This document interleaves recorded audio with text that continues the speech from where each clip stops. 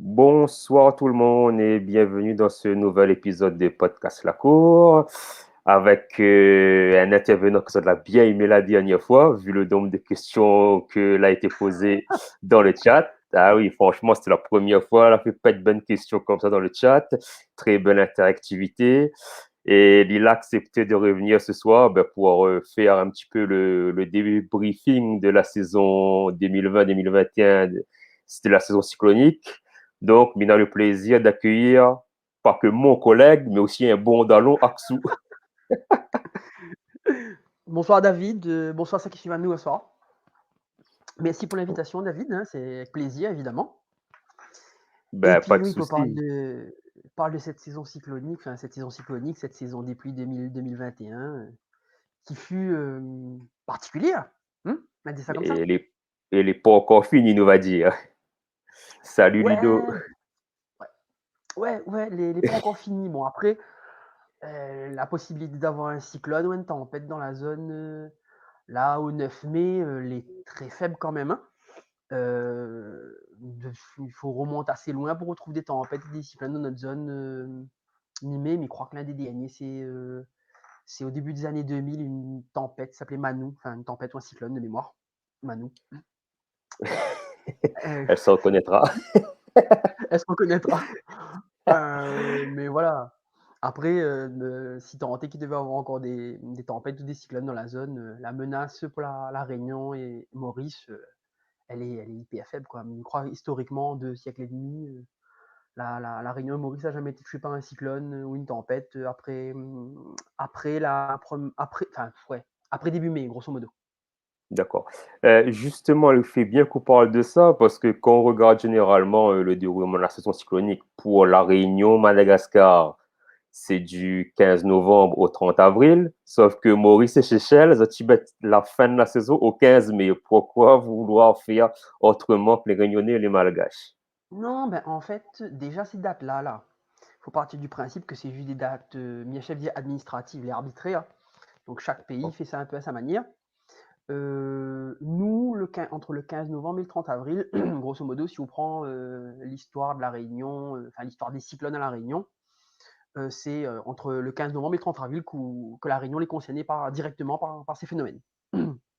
Maurice, par le passé, alors j'ai plus les dates en tête, hein, mais il commence à remonter. Maurice a connu un ou deux systèmes, je crois, première quinzaine de mai, notamment au 19e siècle.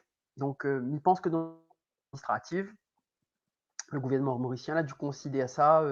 Du coup, c'est pour ça, au lieu d'avoir le 30 avril en limite posade, ça tirera jusqu'à fin mai. Et puis, ça commence le 1er novembre aussi, de mémoire, si je ne dis pas de bêtises. Tant qu'à pour les Seychelles, c'est un D'accord, peu différent. Parce que les Seychelles, c'est un archipel qui est très au nord, donc plus proche de l'équateur, donc ils restent toujours dans des eaux chaudes.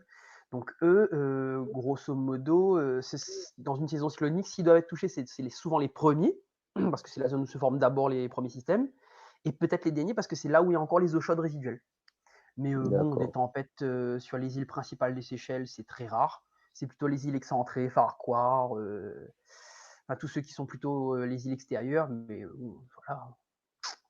Après, entre l'arbitraire et le réel, parce que la saison climatique, elle commence le 1er juillet et elle se termine le 30 juin. ok. Euh, Comment on pourrait qualifier cette saison cyclonique? Mon enfant m'a réfléchi toute l'après-midi à trouver un adjectif ou des adjectifs qui convient. D'abord surprenante. Alors surprenante dans une certaine mesure. M'y reprend en fait chaque année, que ce soit Météo Maurice, Météo France, notifie aux prévisions d'activité pour la saison. Météo France donc, a publié ses prévisions pour la saison cyclonique 2020-2021, publié mi-novembre, comme c'est tout le temps. Et pour pas dire de bêtises, donc du coup, il réouvre ce que Banal a dit à ce moment-là. Donc, votre prévision. Hop, hop, hop. Donc, vous l'avez dit, la saison cyclonique devrait être caractérisée par une activité proche, voire supérieure à la normale, et que la saison pourrait connaître entre 9 et 12 systèmes, donc c'est-à-dire entre 9 et 12 cyclones et tempêtes.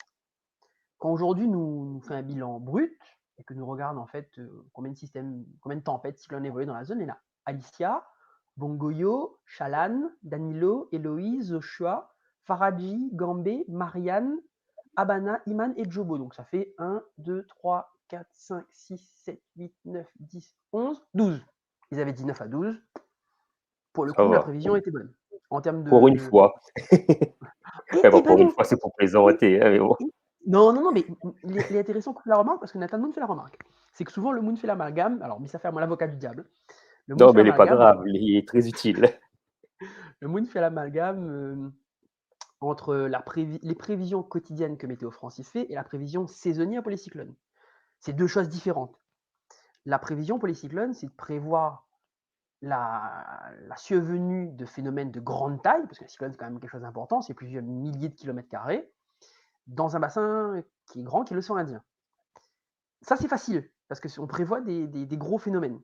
Tandis que la prévision quotidienne, c'est-à-dire monsieur et madame Paillette ou monsieur et madame Loireau qui veut connaître si la pluie a tombé devant sa case, on parle là pas d'un phénomène qui fait des milliers de kilomètres carrés, mais un phénomène qui va faire au maximum 1 kilomètre carré.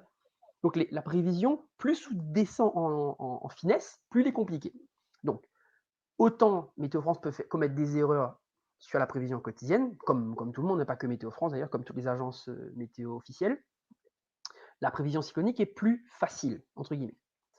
Donc, et depuis 5-6 ans que Météo France maintenant publie officiellement ses prévisions pour la saison cyclonique, ils sont souvent dans le vrai, ils ont souvent raison à, on va dire, à 75, 80, 90%. Là, on voit que cette année, ils ont été très bons sur le nombre de phénomènes prévus. Donc déjà, ça, c'est clean. Autre élément important qu'ils avaient prévu cette année, sur lequel ils ont été très bons, ils ont dit que cette année, les zones de formation, enfin les zones de genèse, seront plutôt à l'est du bassin, c'est-à-dire à l'est des Mascareignes. Quand on regarde la carte finalement des phénomènes cette année, ben, sur les 12 phénomènes, on en a, allez, 1, 2, on en a 10 qui sont formés à l'est et 2 qui sont formés dans le canal du Mozambique. Donc là aussi, ils ont raison. La prévision était bonne, les phénomènes sont plutôt formés à l'est du bassin. Donc là, Alors, oui, jusque-là, la prévision était bonne. On est sur une saison plus active, enfin, dans la moyenne, voire un petit peu au-dessus de la normale. La normale étant aux alentours de 10 tempêtes de cyclones dans la zone. Là, on était à 12, donc c'est pas mal. La zone de genèse plutôt à l'est. Et ils ont dit aussi, troisième point qui est important, c'était dire que ces systèmes qui vont se former à l'est, ils vont avoir des trajectoires qui vont être zonales. Zonales, c'est des trajectoires qui vont globalement faire est-ouest.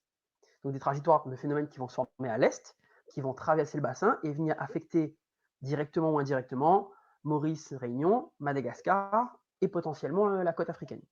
Et là aussi, quand on regarde, ça s'est quand même assez bien passé comme ça, puisqu'on a par exemple, on a Danilo qui nous a concerné en fin d'année, oui, fin d'année, je ne sais plus la date, ouais, vu c'est que fin Danilo commence. d'année, début d'année, ça a duré Voilà. vite exceptionnel quand même, hein. Quoi, Danilo? Ouais, Mais reviens sur Danilo tout à l'heure, inquiète pas. ouais, Mais bon. d'accord. Donc, on a eu quoi? On a eu Jobo qui a fait Est-Ouest, qui est allé mourir sur la Tanzanie. On a comment il s'appelle encore l'autre? Je crois que c'était Chalan qui avait touché Madagascar. On en avait eu, enfin, en gros, on a 3, 4, 5 qui ont traversé effectivement comme prévu, qui ont des trajectoires zonales. Donc là, pareil, les 3 gros éléments de prévision Météo France ont été bons. Donc la prévision était bonne jusqu'à ce niveau-là. Par contre, l'un des éléments majeurs, c'est que cette année, il y a un phénomène que tout le monde connaît, a déjà entendu parler d'El Niño, qui est un phénomène Oui. océanographique et à la fois climatique qui se passe dans le Pacifique, mais qui a des conséquences sur tout le globe. Cette année, on était dans l'inverse, la Niña. Bon, je ne vais pas rentrer dans le détail de la Niña. Ceux qui veulent savoir vont sur Google, c'est plus simple, il y a des schémas, c'est très simple. Mais en gros, on avait une anomalie froide dans l'est du Pacifique et une anomalie chaude dans l'ouest. Ce qui fait que cette situation climatique globale, elle a amené chez nous un début de saison où l'atmosphère, donc l'atmosphère au-dessus de nous, la troposphère, là où se passent les phénomènes météo, était plus sèche. Ce qui fait qu'effectivement, on a quand même eu des phénomènes qui se sont formés. Hein. On a eu, alors Danilo, je reviens, je repense à Danilo, mais il y en a d'autres. Il faut que je regarde les noms parce que j'ai plus tout en tête.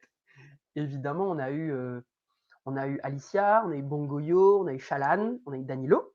Sauf que tous ces systèmes-là, ils sont nés Ils sont devenus des tempêtes, mais ce sont des systèmes qui sont restés faibles. Ils ont eu énormément de mal à s'intensifier.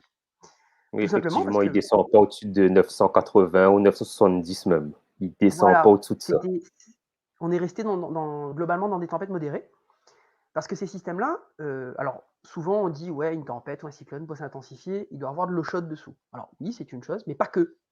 L'eau chaude, c'est le préalable, parce qu'il faut que l'océan soit chaud pour que, pour comment dire, pour qu'il y ait du carburant suffisant. Mais derrière, il faut aussi que dans l'atmosphère, on ait suffisamment d'humidité. L'humidité qui va permettre la formation des nuages. Et bien là, pour le coup, tout le début de saison, il n'y avait pas assez d'humidité, donc cette atmosphère sèche, donc les intrusions des secs empêchaient la formation des cumulonimbus et du coup empêchaient l'intensification de ces systèmes. Donc on a eu des phénomènes qui ont été très laborieux.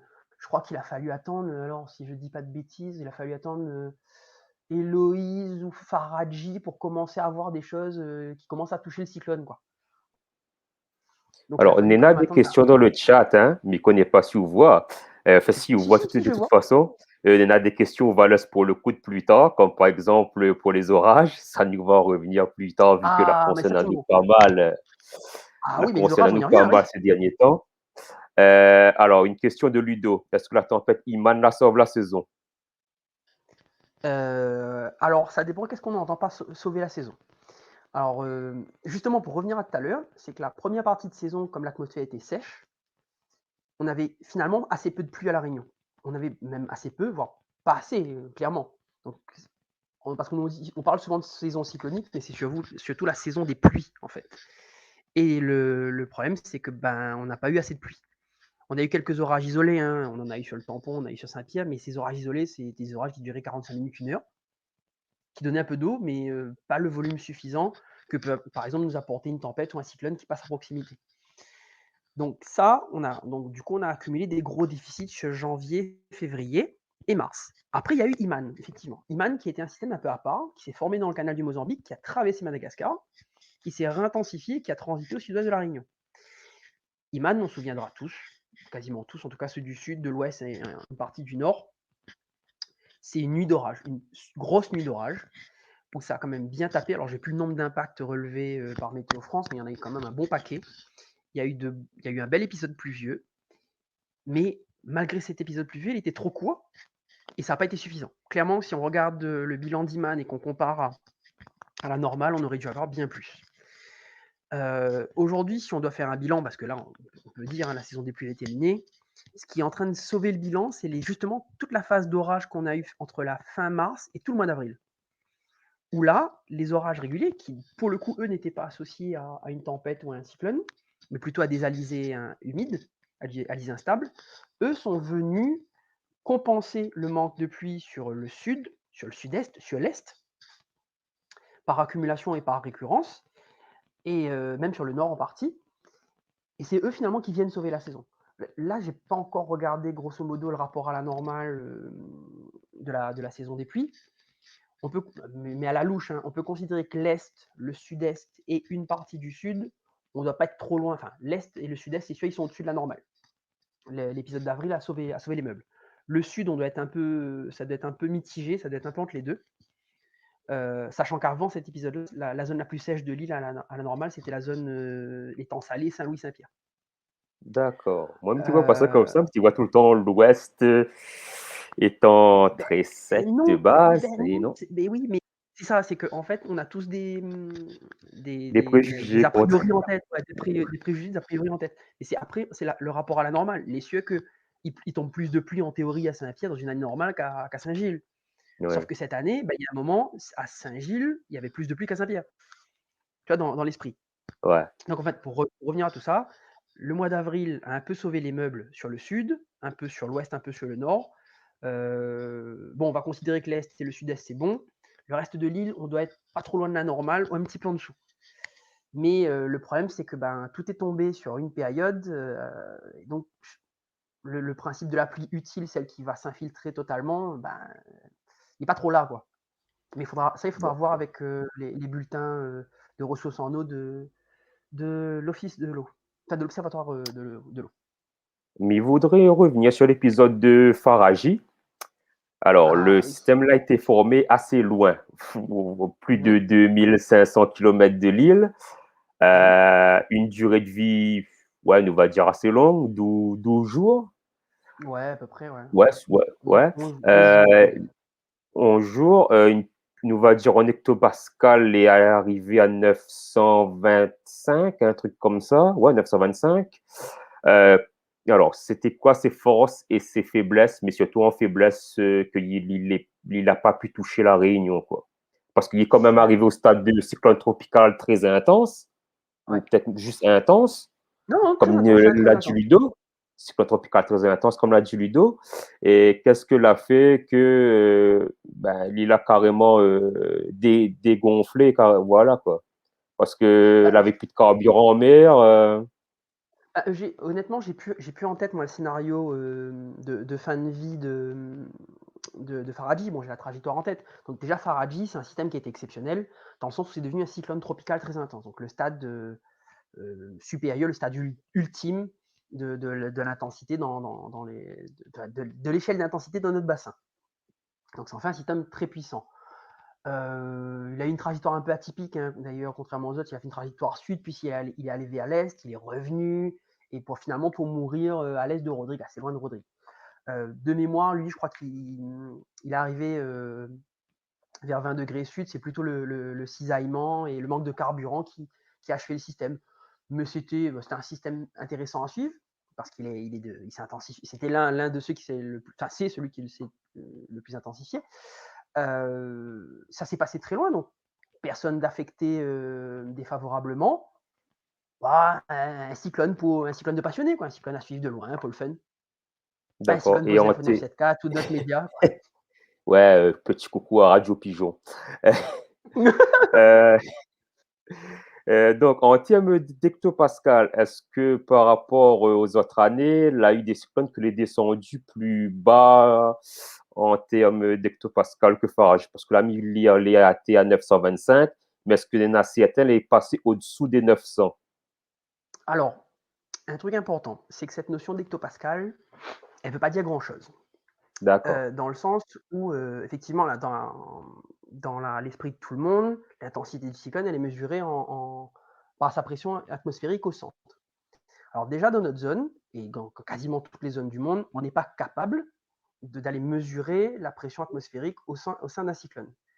Tout simplement parce qu'il faut envoyer des capteurs, et que bah, nous, quand c'est au milieu de l'océan, bah, si ça passe pas sur une île, on ne sait pas la pression qu'il y a au centre, la pression effective. Il n'y a que les Américains qui, dans l'Atlantique, envoient des avions militaires ou des avions météo pour aller prendre la pression dedans. Voilà, ça c'est dit. Et en fait, lorsque Météo France communique enfin Météo France et les autres agences, ils vont communiquer sur l'intensité du phénomène. C'est plus ce qu'on appelle le vent soutenu qui va être important. Donc, parce que dans notre bassin, par exemple, dans deux contextes différents, par exemple, si tu prends un système qui est en milieu de saison, par exemple un cyclone intense au mois de février, il aura une pression plus basse en mi-février, à intensité équivalente, hein, à intensité équivalente, il aura une pression plus basse en février qu'en mai. Parce qu'au mois de mai, les pressions dans toute la zone sont relativement basses. Donc, s'il doit être puissant, ben, il devra descendre très bas. Donc, par exemple, si autour, tu es à 1010 hectopascal, tu vas avoir un cyclone intense à 940 hectopascal. En fin de saison, quand les anticyclones vont se revenir et que les pressions vont être plus élevées, pour la même intensité, ce cyclone-là, il ne sera pas à 940, mais il sera peut-être à 950 hectopascal. Donc, ne parlons pas d'hectopascal, parlons plutôt d'intensité brute. d'accord. Intensité brute, Et oui, on a eu Faradji. Alors de mémoire, là, je regarde vite fait en données. Faradji, on était sur des vents moyens maximum à 230 km/h, des rafales à plus de 300, plus de 320. Donc là, on doit être dans le top 10, top 15 des systèmes les plus puissants observés dans la zone sud-ouest océan Indien. Donc Faradji, d'accord, on peut le considérer comme un phénomène exceptionnel parce que relativement rare. Il fait partie de la famille des cyclones puissants. Après, par contre, pour sortir de Faradji, il y a un phénomène il y a un cyclone cette année qui était intéressant à suivre parce c'est celui qui a vécu le plus longtemps, qui a eu plusieurs phases d'intensification d'ailleurs. Ça a été Abana. Abana qui a déroulé son chapelet de nuages entre le 2 mars et le 17 mars, donc quand même 15 jours. C'est celui qui a duré plus longtemps, qui est né au nord de Rodrigue, qui allait pareil, hein, un peu dans la même zone que Faradji, loin à l'est, qui a fait de l'est d'abord, qui est revenu. D'abord, il s'est intensifié, devenu cyclone intense. Avant, il a fait une boucle pour revenir vers les Mascareignes, il s'est affaibli, redevenu cyclone. Il s'est réintensifié, redevenu cyclone intense. Puis il est parti au sud avant de mourir de sa belle mort. Mais cyclone qui a duré 15 jours, c'est relativement rare dans notre zone. La durée de vie est plus aux alentours de 8-10 jours hein, habituellement. 8, 10, 12 jours. Là, on a vraiment quelque chose qui a duré, qui s'est passé loin, avec plusieurs phases d'intensification. Donc intéressant à suivre, qui emmerde personne. Voilà. Cyclone pour le fun, pareil. Ah ben voilà, il y en a quelqu'un, Emery Caten, a dit est-ce dû au phénomène La Niña qui affaiblit les systèmes à l'approche de la Réunion, comme Danilo? Alors, pour répondre à Emeric, il faut voir les choses de manière plus globale. La Niña, qui se passe dans le Pacifique, va avoir un effet sur toute la zone, toute notre zone océan Indien. Enfin, club, hein. Mais là, en ce qui concerne notre zone océan Indien, le principal effet, ça a été d'avoir une atmosphère plus sèche, donc moins de capacité à avoir des nuages et donc à alimenter les phénomènes. Donc oui, indirectement, la Niña a empêché Danilo, comme ça a été le cas pour Chalan, comme ça a été le cas pour Bongoyo, je crois, les a empêchés de s'intensifier. Mais ça n'a pas empêché de s'intensifier en arrivant près de la Réunion, c'est juste que la Réunion était dans une zone qui était très sèche du fait de la Niña. Il y en a aussi une fois sur cette page Facebook, hein, je l'avais Hum, parlé vite fait du cyclone tropical intense Marion. Parce que Marion elle est entré dans la zone surveillée par Météo France. c'est Et ça. il y en a des gens là posent la question, ils disent comme, ouais, ben pourquoi le cyclone, la lettre commence par M alors que le président t'appelle Wombe? Donc, par exemple, t'expliques que c'était Météo Oui, Australie qui surveille le truc. c'est ça, mais c'est qu'en fait, euh, le, le, le sud de l'océan Indien va donc de la côte africaine jusqu'à la côte ouest australienne, donc, où il y a Perth notamment.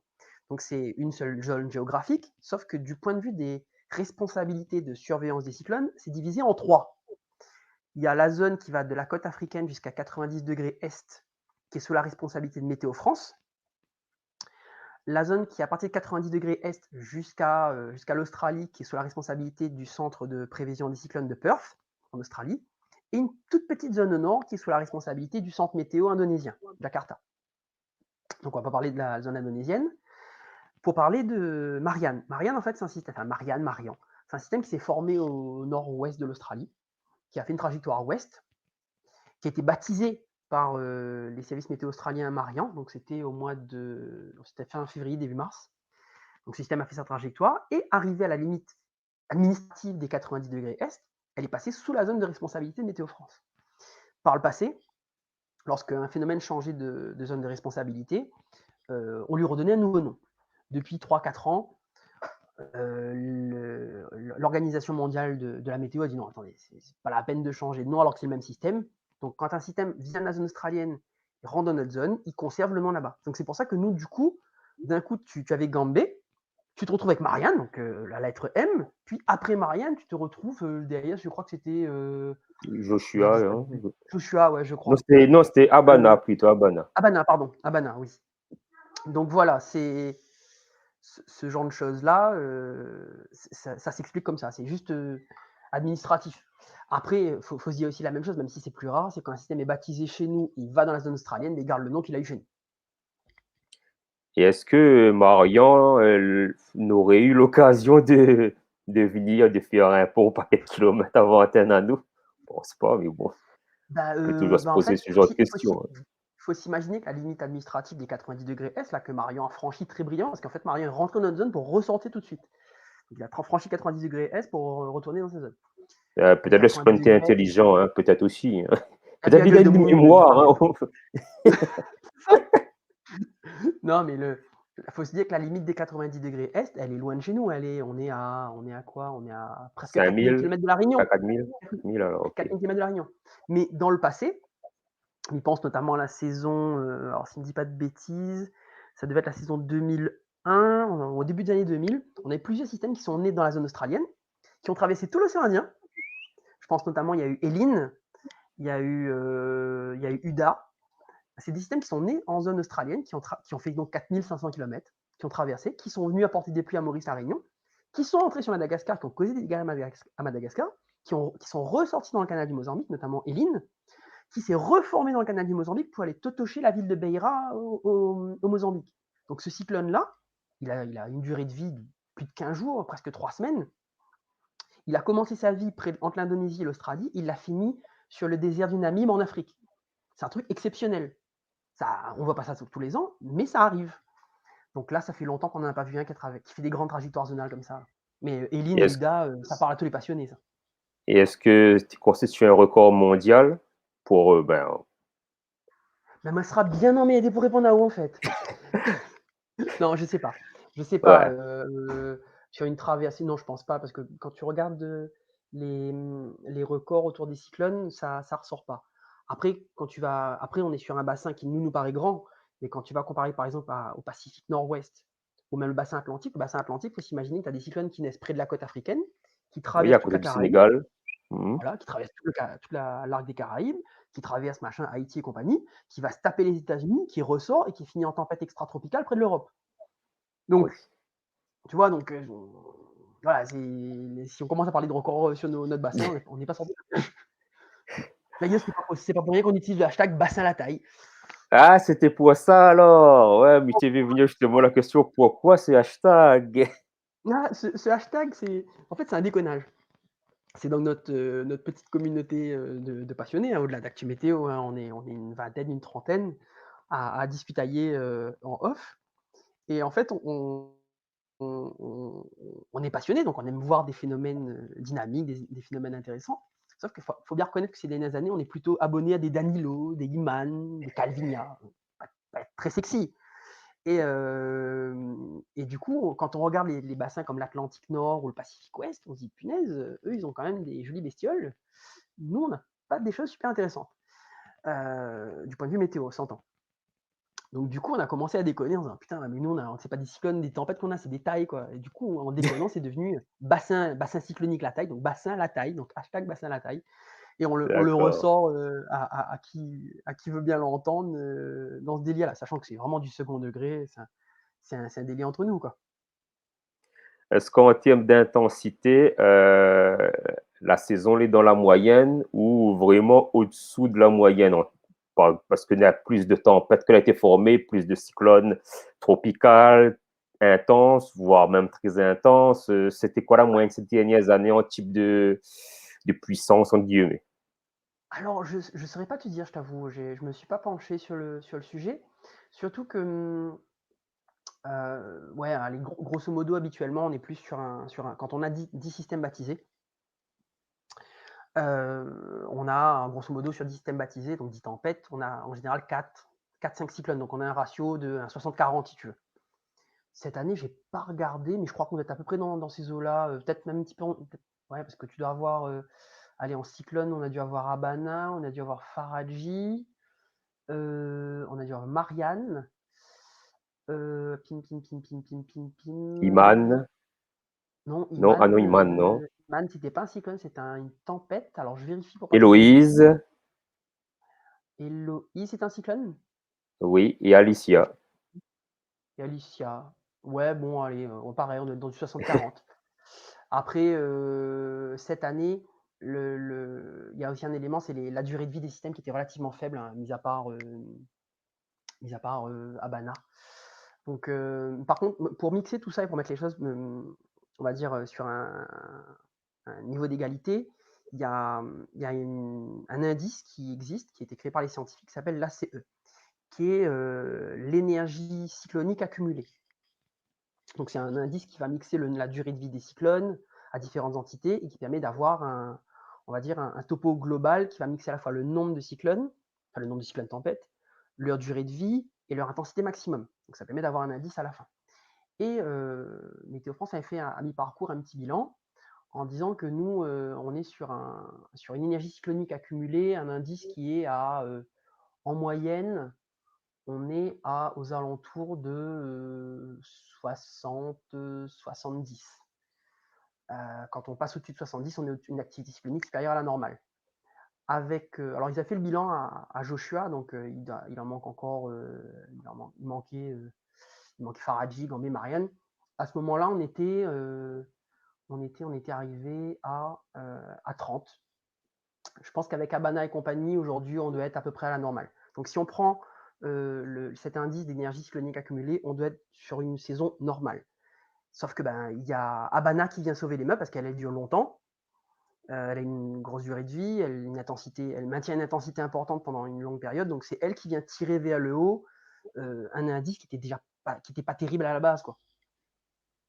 Alors, question de Ludo, pourquoi le système de cette saison te déplace vers l'ouest et pas sud-est comme pour la saison 2019? Eh ben, question intéressante, dans le sens où les trajectoires vers le sud-est, ce sont des anomalies. Dans notre zone, climatologiquement, les cyclones ils se déplacent soit d'est en ouest, donc les trajectoires zonales, soit les trajectoires paraboliques, donc est-ouest, enfin façon Firinga, est-ouest et qui viennent vers Madagascar et la Réunion Maurice, ça fait une courbe, enfin, ça fait un truc comme ça en fait, hein, je vous le fais, comme ça, une courbe qui vient contourner, qui en général c'est les trajectoires qui nous affectent, et plus rarement des trajectoires qui sont les trajectoires méridionales, donc des nord-sud. Ça c'est ce qu'habituellement on observe dans notre zone. Sauf que depuis maintenant quelques saisons, donc on doit approcher, ça doit faire 10 ans, on a commencé à avoir une trajectoire anormale, atypique. Et des trajectoires qui, au lieu de faire est-ouest, font ouest-est. On en a eu à l'époque avec Nice, avec Banzi. Ça, c'était des anomalies. L'année dernière, effectivement, on a eu plein d'anomalies comme ça, des trajectoires est-ouest. Ça, ce sont des choses qui ne sont pas habituelles dans notre bassin.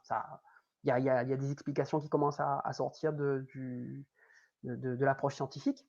Cette année, on a quand même eu, alors, comme prévu, comme je disais en début de live, on a eu des zonales, donc des trajectoires normales, on a eu quelques méridionales. Mais en deuxième partie de saison, là, lorsque l'activité elle a un peu redémarré, on a quand même une trajectoire est-ouest. On a eu Farabi qui a fait sud, mais qui est parti vers l'est avant de revenir vers l'ouest. On a eu Habana qui a fait une longue trajectoire vers l'est, pareil, dessous. Donc ça, ce sont des anomalies. Et je serais tenté de dire une saison normale, qui corresponde à ce qu'on connaît de notre zone, ça ne doit pas être ça en principe. Donc ces anomalies. Et surtout, ce qu'il faut se dire aussi, c'est que c'est tragique. Iman aussi. Iman, qui est né dans le canal, qui a traversé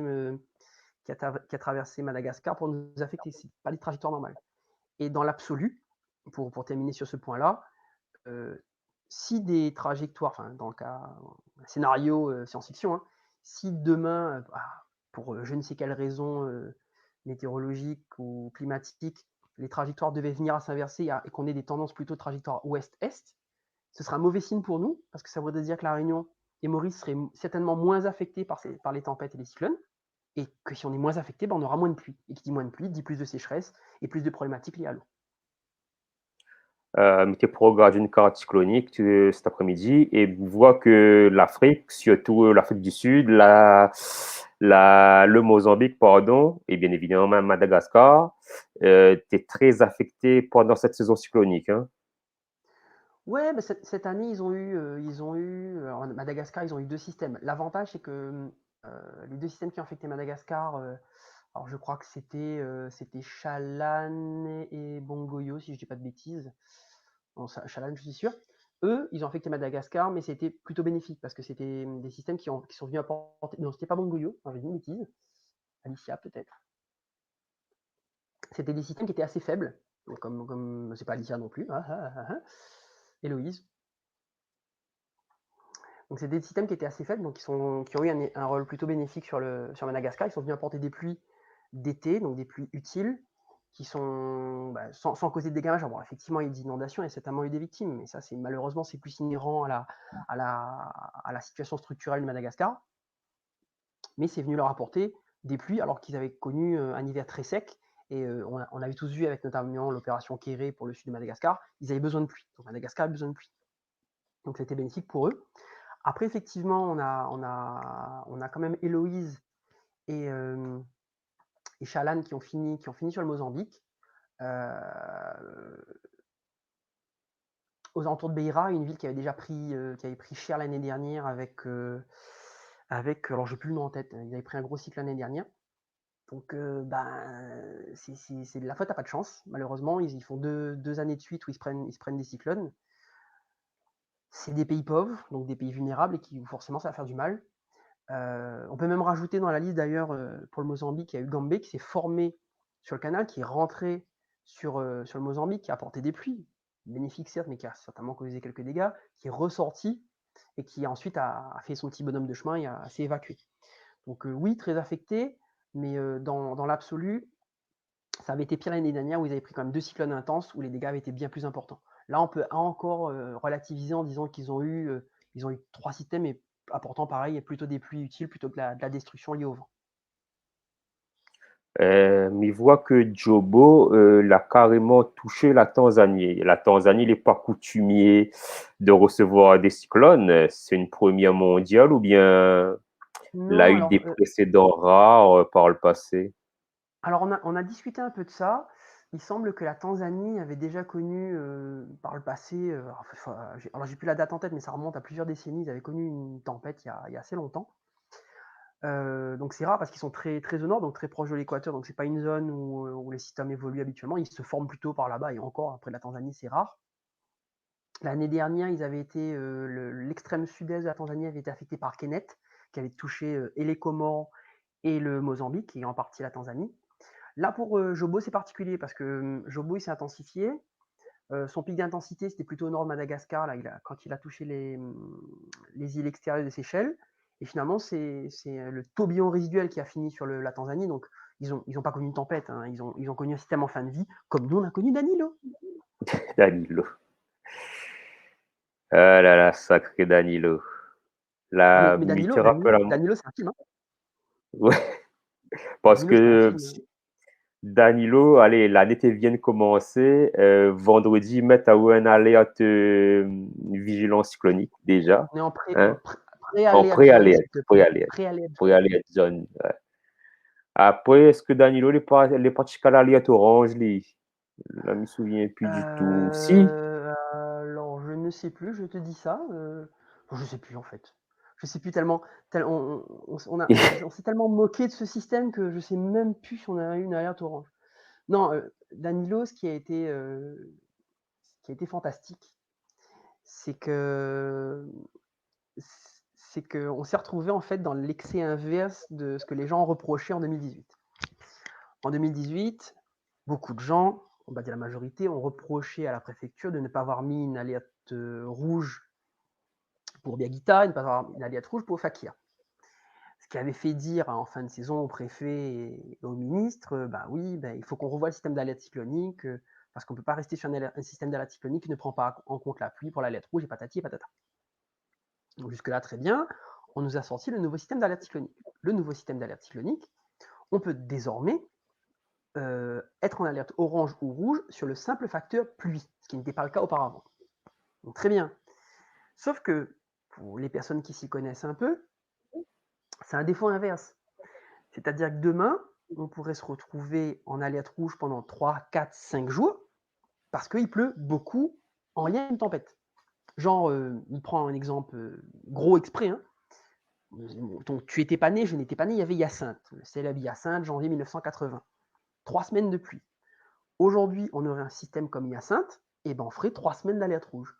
Donc 3 semaines équivalent confinement. le beau, c'est façon les payer ça. Pareil, tu prends un Gamède. Gamède, on avait quand même pris la flotte pendant 5 jours. Pour Gamède, si demain un Gamède devait survenir, bon, on ferait 5 jours d'alerte rouge. Donc, il faut s'imaginer qu'avant, nous t'ai écrit qu'il n'y avait pas l'alerte rouge, mais dans quelques années, on va créer qu'on a trop d'alerte rouge. Vous allez pas voir. Hein. Écoute, note ce que me dit aujourd'hui parce que c'est une Note vision, c'est une bien. prédiction. C'est une prédiction, c'est une Ok. prédiction. Et pour Danilo, en fait, on est tombé en fait dans ces systèmes-là. C'est-à-dire que Danilo, il y avait une prévision qui disait que le phénomène, enfin la prévision numérique, qui disait que le phénomène devait rester une tempête et qu'il allait venir dans notre zone. Effectivement, il a continué à se rapprocher, sauf que la prévision, elle était biaisée. La prévision était mauvaise, la prévision numérique était mauvaise, dans le sens où elle n'a pas su prendre la mesure de l'influence de l'EASEC et du coup de l'affaiblissement de Danilo. Donc, évidemment, le risque étant évoqué dans la prévision, bah, la préfecture, qu'est-ce qu'elle a fait bah, elle a déployé son système d'alerte. Sauf que quand on regardait les images, on voyait que le système est en train de mourir. La prévision te dit oui, mais peut-être qu'il va se réintensifier. Sauf que cette situation de il s'affaiblit, mais peut-être qu'il va se réintensifier, ça a duré 2 jours. Et pendant ces 2 jours, tu avais une alerte et personne ne comprenait pas. Ben oui, mais Mathieu Alerte, et c'était même rendu à un point où nous, c'était risible pour nous passionnés. C'est-à-dire que on entendait les bulletins à la radio, donc les bulletins lits par les médias. Attention, la tempête d'Anilo se rapproche de nous, machin. Tu regardes l'image satellite, il y avait 2 nuages qui se battaient en duel. C'était plus une tempête, hein. C'était un système en fin de vie. Sauf que, ben, coincé dans le système d'alerte, dans le nouveau Orsec et la problématique de prévision qui n'était pas très bonne, on s'est retrouvé dans une situation qui était un peu ubuesque. Donc, ça faisait un peu crier au loup pour pas grand-chose. Ça n'a pas porté préjudice, tant mieux. Mais il ne faudrait pas que ce genre de phénomène, enfin, ce genre de situation se reproduise parce qu'il y a un moment, les alertes ont pu être crédibles. Oui, il faudrait. Puis aussi, les C'est gars, mon point de vue. ils dévalisent le rayon Saradine, tout ça, hein, comme un coup nous l'a vu. Il faut arrêter avec ça, les gars, hein. Les rayons sardines ou les bastons entre ma tante, chien C'est chariot, ça, avec c'est rempli de ça, papier d'ENA. Oui, oui, c'est non, mais ça. alors ça, après, on connaît, au monde sa bataille dans le supermarché quand on a cyclone, au monde sa bataille dans le supermarché avant le confinement, pendant le confinement, après le confinement, on connaît. Le monde est malade, hein, qu'on vit fait. C'est comme Voilà. ça, hein. Question d'Emeric. Quelle saison cyclonique a été la plus active pour la Réunion? Alors, de mémoire, ça doit être la saison 93-94 où on est allé jusqu'à la lettre N, jusqu'à Nadia. Ah, Donc je crois qu'il y a eu 14 ou 15, bref, ouais, une quinzaine de systèmes baptisés. C'était une saison exceptionnelle. Alors, il y a eu celle-là, et puis il y en a une dans les années 70 de mémoire. Mais la saison 93-94, moi je l'ai vécu, j'étais ado. C'était justement à l'époque où j'ai commencé à m'intéresser à tout ça. C'est une saison qui était exceptionnelle. On a eu des phénomènes. Non seulement il y en a eu beaucoup, mais il y a eu de grosses intensités. Il y a eu du Giralda, du cyclone tropical très intense Giralda, il y a eu du cyclone tropical très intense Litane, il y a eu du Nadia. Enfin, voilà, c'est milieu des années 90. Aujourd'hui, on est sur des saisons qui sont quand même nettement moins actives. Depuis les années 2010, on est rarement sur des saisons à plus de 10 systèmes. Donc, il y a eu juste, je crois que c'est l'année dernière ou l'année d'avant, on a atteint 13 ou 14 systèmes baptisés, mais on a eu une grosse activité, mais la Réunion était en marge de tout ça, donc nous, on n'a pas vu ça passer. question de Ludo. Quelle est la différence entre une dépression tropicale et une dépression de mousson? Deuxième question, sont-ils Ah, rares? alors, la différence entre une dépression tropicale classique et une dépression de mousson. Alors, la dépression tropicale classique, en fait, tu as d'abord une zone de basse pression qui apparaît. Tu as, dans le cadre de cette. Enfin, d'abord la zone perturbée, ensuite la perturbation. Donc, la perturbation, c'est qu'à partir du moment où tu as un ou plusieurs centres qui commencent à apparaître, donc tu as une mise en rotation, donc le vortex. Et ce vortex, en se consolidant, les vents vont s'accélérer à proximité du centre. Donc, tu as vraiment l'effet toupie là, avec le vent fort qui va rester là. La dépression de mousson, c'est un peu différent. C'est que ta zone perturbée, au départ, elle va être très vaste. Et le centre qui va apparaître, il sera très large. Et le problème, c'est que quand il va commencer à se mettre en rotation, les vents forts, ils vont pas être près du centre, ils vont être autour. Donc tu vas avoir une image. Alors, on a tous en tête l'image de la dépression où tu as le centre, et puis tu as tous les paquets convectifs au milieu. La dépression de mousson, tu vas voir au milieu, ce sera vide, et tu auras tous les nuages autour. Les dépressions de mousson, en général, c'est une étape intermédiaire. Alors, c'est assez rare dans notre zone. C'est un stade intermédiaire où du coup le système va prendre plus de temps à s'intensifier, mais quand il va s'intensifier, en général, on va avoir un système qui sera derrière de très grande taille. Gamed, de mémoire, qui est l'un des derniers grands systèmes de notre zone, est issu d'une dépression de mousson. Gamed, je crois que lorsqu'il avait atteint le stade de cyclone intense, c'est un système avec une influence à plus de 1200 km de diamètre. Cette année, par exemple, sur des phénomènes comme Abana, on était sur des cyclones plutôt de 200-250 km de diamètre. Et est-ce qu'ils sont rares? Oui, les dépressions de mousson de notre zone sont assez rares. On en voit allez, à la louche, hein, comme ça, on en voit un tous les 4-5 ans. Là, ça fait quand même un petit moment qu'on n'a pas vu de dépression de mousson. Question d'Emeric. Est-ce que ce serait possible qu'un jour, pendant une saison cyclonique, la Réunion sera en alerte violette? Ah bah oui, évidemment. Juste se rappeler que l'alerte violette, c'est le nouveau seuil qui est apparu dans le nouveau plan Orsec. L'alerte violette, elle sera déclenchée le jour où la Réunion pourrait être soumise à des vents de 200 km/h ou plus. Faut s'imaginer alors, est-ce que ça peut arriver? Oui, ça peut arriver. On va prendre des choses qui se sont déjà passées. Si on prend, les dernières saisons cycloniques de 1980 à 2021, donc 41 ans, La Réunion a été affectée alors je vais vous faire la liste, hein, de tête des cyclones qui ont balancé des vents à plus de 200 km/h à La Réunion. Donc on a dû avoir Clotilda en 87, Firinga 89, Colina 93, Hollanda 94, Dina 2002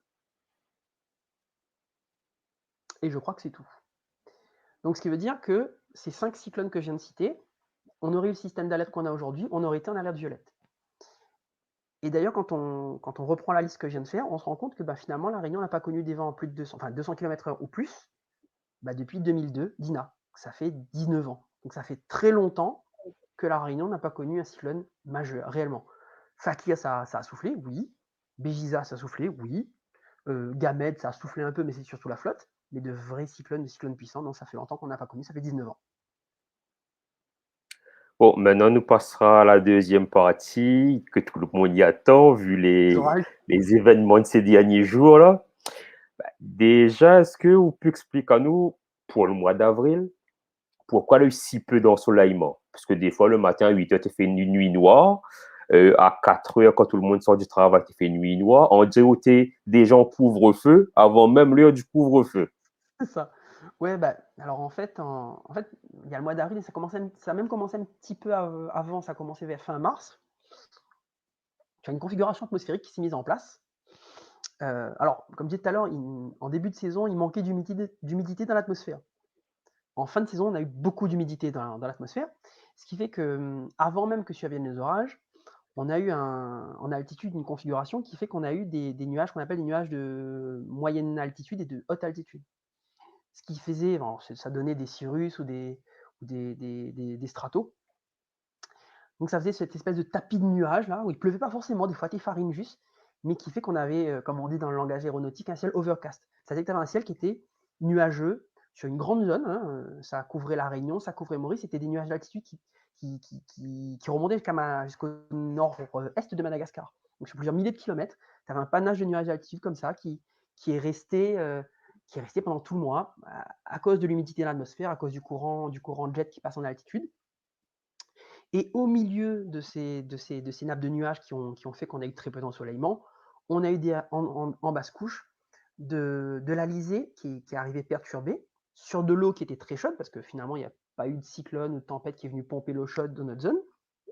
Et tout ça, ça fait une espèce de cocktail qui a amené toutes les pluies qu'on a connues au mois d'avril et ces épisodes orageux qui ont remarqué beaucoup, beaucoup de monde, quoi.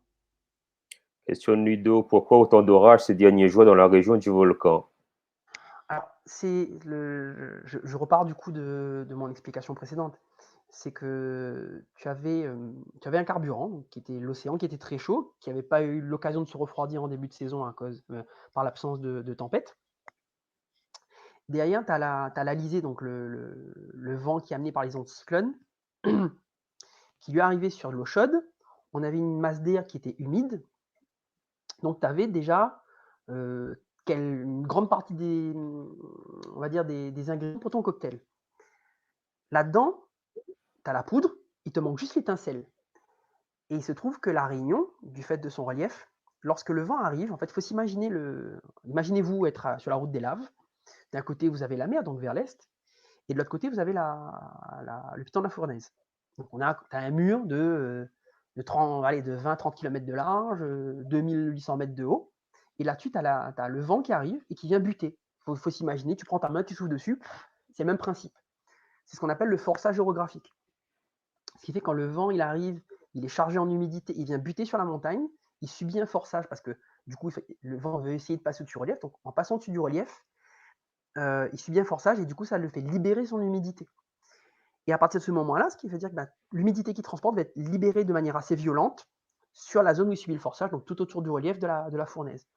Et c'est ce qui s'est passé pendant surtout la deuxième quinzaine d'avril, sur tout le pourtour de la fournaise, donc sur le volcan, mais sur toute la façade sud-est, enfin sud de l'île, et la façade on va dire de grosso modo de Saint-André jusqu'à Saint-Pierre, Saint-Louis, en passant par la fournaise. Donc c'est vraiment le volcan qui venait faire obstacle à l'Alizé et qui du coup forçait la formation de ces nuages et du coup la création de ces pluies importantes sur plusieurs jours. Les premiers épisodes orageux et ouais, les premiers épisodes orageux de mars, hein, Mm. suite au passage de quel cyclone encore ça? Alors le premier gros épisode orageux, on l'a eu avec Iman. Parce que juste Voilà, c'est à ça. l'avant d'Iman, tu avais une bande active qui était très active, qui est une bande orageuse qui a traversé l'île d'ouest en est. Donc on peut presque dire que c'est ça qui a lancé la vraie saison des orages chez nous. Donc assez tard, hein, parce que Iman, c'était au mois de mars. Oui, Et derrière, enfin, après, c'est vraiment subjectif, hein, c'est absolument pas scientifique ce que je vais dire, c'est que tu as l'impression qu'Iman, ça a été le déclencheur en disant c'est bon, allez-y les orages, maintenant vous pouvez vous faire plaisir. Alors, comme je disais, il y a quand même eu des orages, quelques orages sur le relief, les orages dits orographiques qui ont eu lieu en janvier-février. Il y en a eu sur les hauts de l'Ouest notamment, il y en a eu sur le Tampon. Moi, j'en ai eu un orage à la maison au mois de janvier où il y a eu une cinquantaine d'impacts, 90 mm de pluie en une heure. Donc c'était significatif. Mais c'était des orages isolés. Tandis qu'avec Iman, derrière, on est parti sur quasiment un mois et demi d'orage, quoi. Un peu partout, tout le monde a pris pour son grade. On a eu des journées à plus de 500 impacts, des dégâts sur les lignes de tension, des dégâts dans les maisons. Voilà, quoi. Et ça, pour le coup, je reviens à une question que j'ai vue tout à l'heure dans le chat. Ça a été assez exceptionnel d'avoir une aussi grande régularité. On était quasiment sur des orages tous les jours pendant 5 semaines, 5-6 semaines. Ça, c'est exceptionnel. Et aujourd'hui, on n'a pas d'éléments, enfin, en tout cas, moi, j'ai pas d'éléments pragmatiques, objectifs en main en disant, ouais, ben, on a eu, je sais pas moi, une connerie, 30 000 impacts d'orage dans notre zone. Donc, ça, je ne pourrais pas vous le dire parce que ce serait raconter des bêtises. Mais d'un point de vue subjectif, on est tous d'accord dans la communauté amateur qu'on a eu un mois d'avril et une fin mars assez exceptionnel en termes d'orage. Et pour la petite anecdote, les derniers orages qu'on a vus à proximité immédiate de la Réunion, c'était en début de semaine, donc il y a 5-6 jours. Et pas plus loin que ce matin, on a eu les premières gelées au sol. Donc entre les derniers orages et les premières gelées au sol, il s'est passé 5 jours. Ça, honnêtement, ça fait. J'ai rarement vu ça, une transition aussi franche de l'expression orageuse de l'été à l'expression de l'hiver avec les gelées au sol. en termes d'impact de foudre, cette année, enfin, pendant la saison des orages, l'a bien donné aussi, quoi. Nous, est au-dessus de la normale saisonnière, on peut dire. Justement, si tu veux, aujourd'hui, on n'a pas une base scientifique à disposition du grand public ou des passionnés qui nous dit, bah voilà, dans une saison normale, il y a tant d'impact, dans une saison exceptionnelle, on n'a pas de point de référence. Surtout que l'observation des impacts de foudre à La Réunion, c'est dépendant d'un réseau c'est dépendant de plusieurs réseaux d'observation au monde. Météo France utilise le réseau GLD 360, qui est un réseau mondial qui est certainement le plus performant. Je crois que Météo France l'utilise dans notre zone que depuis 4 ou 5 ans. Donc il y a très peu de recul. Pendant très longtemps, il faut s'imaginer que les météorologues à La Réunion, ils évaluaient une journée d'orage de manière très simple. C'est-à-dire, il y a un centre météo à Gillot. Quand le météorologue de Gillot entendait l'orage, il notait, tiens, un jour d'orage. C'est très basique. Donc, mais le gars de Gillot, il entendait l'orage qui était à proximité. Si c'était un orage qui tapait sur la fournaise, il ne pouvait pas l'entendre. Tu vois. Donc, c'était Ouais. très, très artisanal. Donc, le système qui nous permet d'avoir la visualisation des orages sur tout l'île et même toute la zone, il est récent, donc c'est difficile. Mais comme je dis, de manière subjective, on peut se dire que cette année, enfin, cette saison, notamment la fin de saison, elle a été exceptionnelle en termes d'activité orageuse. Est-ce que Alors, tu penses que la saison des orages est finie? Excuse-moi. euh, alors, je serais tenté de te dire, de prime abord, oui.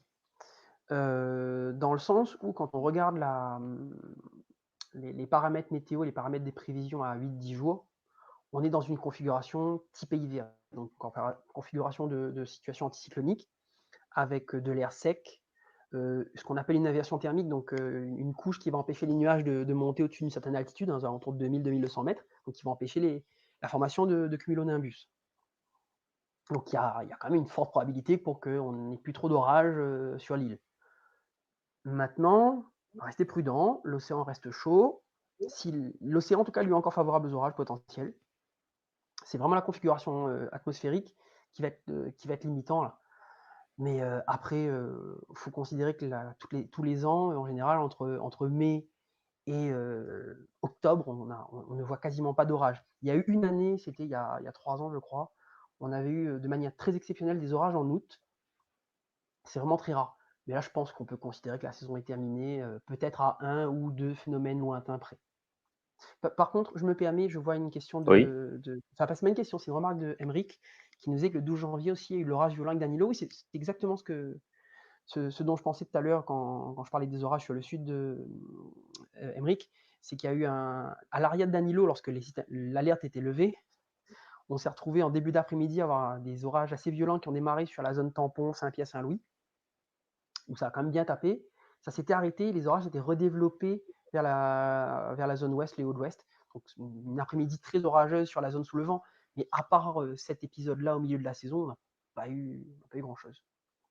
Et je me permets aussi, il y a une question tout à l'heure qui était plus ancienne dans le chat, une question de mon ami Idriss, qui est un fidèle d'actu et qui a sa page Orage 974, qui rassemble les gens qui ont peur des orages en fait. Oui, Idriss, la saison est exceptionnelle en termes d'orage. Et je pense que là, tu peux commencer à dormir tranquille pendant quelques mois. Mais fais quand même un stock de la tisane saisissement pour prochain coup, pour la saison prochaine. pense que pour les orages, nous l'a fait quand même le tour. Alors, on a remarqué qu'il fait un petit peu, les températures commencent à baisser légèrement, hein. Ouh, légèrement, mon enfant. En fait, alors légèrement, alors pour tout dire, on avait dit nous sur Actu que on allait vers un refroidissement courant de cette semaine. Hein, les prévisions étaient assez claires. La prévision pour les coups de froid est beaucoup plus simple qu'une prévision orageuse, hein, ça faut le savoir. Euh, on a depuis 2, 3 nuits, on a effectivement des températures qui commencent à bien chuter. On est même assez nettement en dessous des normales, dans le sens où, par exemple, hein, je vais vous donner les données du réseau de l'association météo océan Indien dont on fait partie. On a la station météo qui est la plus haute en altitude qu'on a, c'est la station de l'écogite des Tamarins, qui est située à 1790 mètres d'altitude dans les Hauts-de-l'Ouest. Hier soir, on a mesuré en température minimale, à 1,50 m au-dessus du sol, donc température à hauteur d'homme, 4 degrés 2. Donc, ça pose déjà le truc. Et là-bas, on a un capteur qui est au sol, qui va mesurer température au sol et permettre de savoir quand il a gelé. Et ben la nuit dernière, enfin ce matin au lever du jour, à 6h45, la température relevée au sol était de 1,7 degré. Donc Ah, il là, on commence est. bien, là. Ah oui, oui, oui, ah oui, il commence de. Mais j'ai pas eu l'occasion de partager le graphique aujourd'hui, mais hier soir là-haut, donc entre 21h et 7h du matin, la température au sol était en dessous de degrés. Donc ça c'est resté très bas toute la nuit. Donc c'est configuration classique en hiver là-haut. Et sur le réseau météo océan Indien, donc on a 40, alors là actuellement on a 41 stations en fonction là, sur les 41 stations en fonction, on en a 38 qui ont fait leur température minimale pour 2021 hier soir. Ah, Donc voilà, donc ça montre qu'on est vraiment on est sur la pente de refroidissement. Donc cette nuit-ci va être encore un peu fraîche. Ça va remonter un peu courant de semaine prochaine. On va pas retrouver en principe des températures d'été. On rentre vraiment dans la transition été-hiver. On va enchaîner un petit coup de froid, un petit coup de plus chaud, jusqu'à ce que tout ça devienne un peu linéaire et qu'on arrive à des températures hivernales.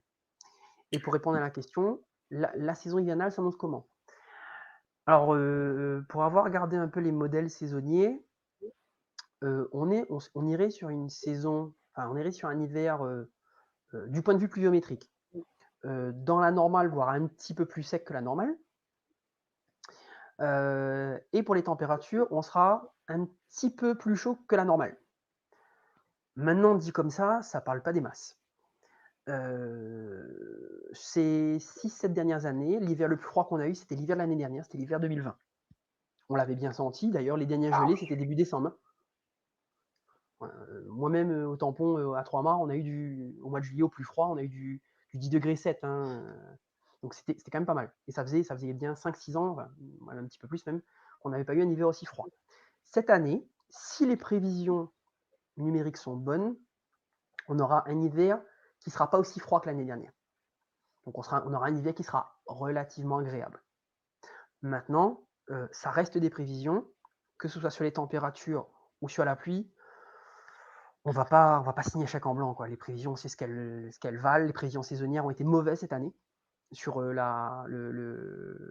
le volet pluie température, enfin mauvaise d'une certaine manière. On va voir pour l'hiver. Je m'attends, en tout cas, rien ne plaide pour un hiver plus froid que la normale.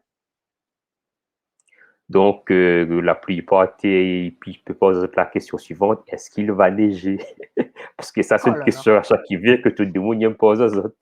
Ah ben oui, mais elle est obligée, c'est le truc. Alors, juste pour répondre à cette question, il faut replacer le contexte de la neige à La Réunion. Pour qu'il neige à La Réunion, il suffit pas qu'il fasse froid. Parce que la neige, à la base, déjà, c'est une précipitation. Donc la neige, c'est ni plus ni moins que de la pluie qui a gelé. Enfin, on est d'accord, David, hein? Pas besoin Oui. de sortir un SIA pour connaître ça, hein? On est d'accord.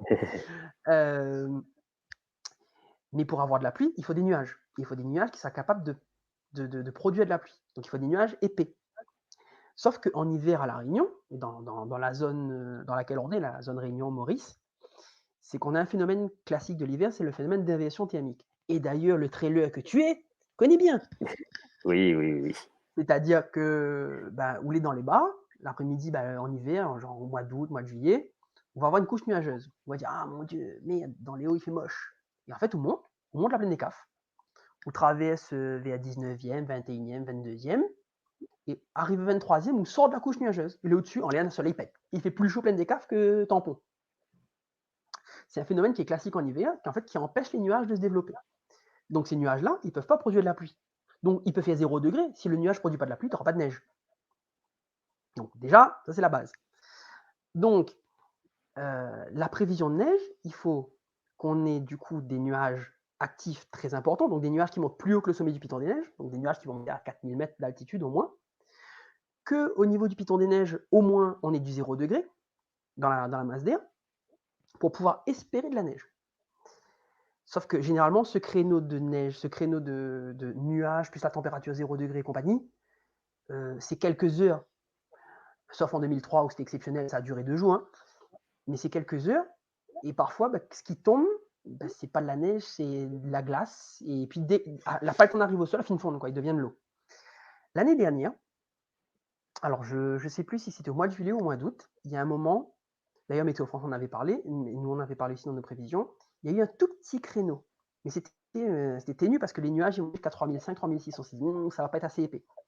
Et moi j'avais mis, salut Gauthier, et on avait mis dans la prévision, c'est moi qui l'avais rédigé pour Actu, qu'il y a un tout petit risque de neige ou de précipitations neigeuses qui vont fondre au-dessus de 2200-2300 mètres. Donc le Ouais, il faut lendemain, monter carrément on a Maïdo dans regardé, ces conditions-là. bah, la couche, on s'attendait même pas au Maïdo, on s'attendait plutôt, s'il devait y avoir de la neige, Corbénard, c'était même plus haut, ouais, allez, grosso modo, la couche était pour Grand Bénard, sommet Piton des Neiges, et la partie basse aurait été pas en dessous du gîte, de la caverne du Foix. Donc tu vois, c'est vraiment très d'accord. limité. La Ouais. prévision, elle nous donnait ça. Dans les faits, on regarde le lendemain, rien. Et à ce moment-là, dans la journée, en MP, on a un groupe de trailers qui était monté au Piton des Neiges, qui nous envoyait des photos, où tu vois, en fait, ils ont eu des flocons, en fait, entre le gîte de la caverne et le sommet. Pendant une dizaine de minutes, ils ont eu des précipitations, tu vois, des tout petits flocons qui se posaient sur eux. Mais ces flocons arrivaient au sol, ils fondaient. Donc, tu n'avais pas de couche qui pouvait tenir au sol, mais eux, ils en ont eu sur eux. On n'aurait pas eu la vidéo de ces gens-là, on n'aurait jamais su que l'année dernière, il y a eu une toute petite précipitation neigeuse. Voilà, donc c'est très rare. Et la dernière fois où il a vraiment neigé, il faut remonter loin aussi. Il faut remonter à octobre 2006. Donc, ça fait 15 ans quand même. Octobre 2006 où il avait neigé sur la fournaise, Plein uniquement des sur la CAF, fournaise. ouais.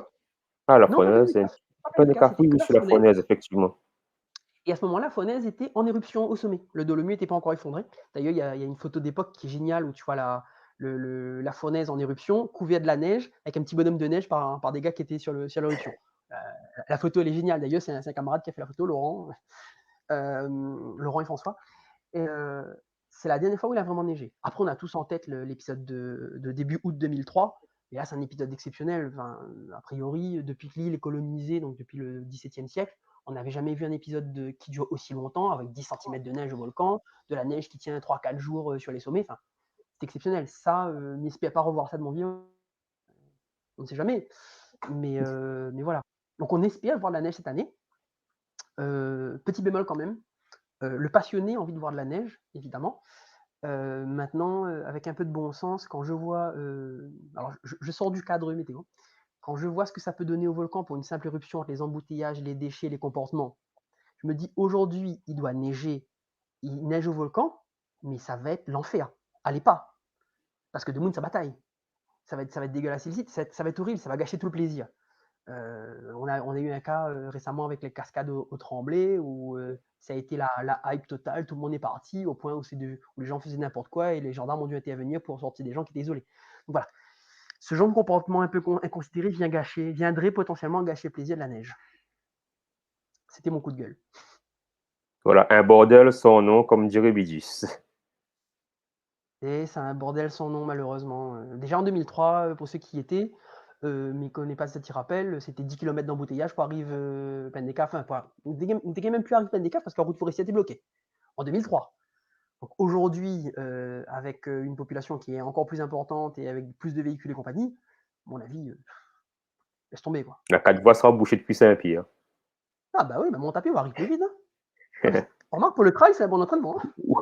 Ouais, On oui, est en train de napper, justement, ouais. ben, jeudi prochain, mais il est là aussi, moi, là. Mais il est du côté du volcan. Donc Ah voilà. bah c'est bien, Voilà. Bon, en tout cas, Axou, merci pour ces explications. avec plaisir. Si tu veux des questions, se pose des questions complémentaires, ce sera sur notre page Facebook et la vidéo en replay demain sur YouTube vers 18h. Nous va balancer la vidéo aussi pour Actu Météo, comme ça va pouvoir publier Et on repartage, l'interview ouais. du GOAT de la météo, du greatest of all time. Non, il n'est pas vrai. Il n'est pas vrai. Voilà, hein, c'est pas ni Isaac Cormier, ni Philippe Caroff, hein, c'est Axou, le GOAT de la météo. Ah, oui, bah écoute, chacun sa qualité. Là, en tout cas, tu es très intéressant, très net, précis et chirurgical.